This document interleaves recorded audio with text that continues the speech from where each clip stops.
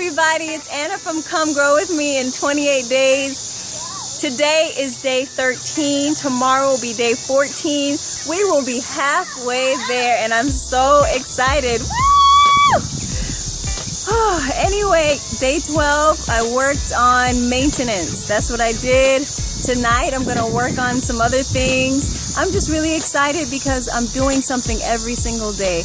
No excuses, forming good habits. That is the focus. So what are you doing to form good habits? What are you doing toward your goal? Put some comments in the comments box below and tell me what you're doing. How are you working toward your goal? And also how if you get sidetracked or backtracked or whatever, how are you not giving up? What are you doing to keep going and not giving up? Give some encouragement to the other members of Come Grow With Me in 28 days. Anyway, remember, in order to break free, no excuses.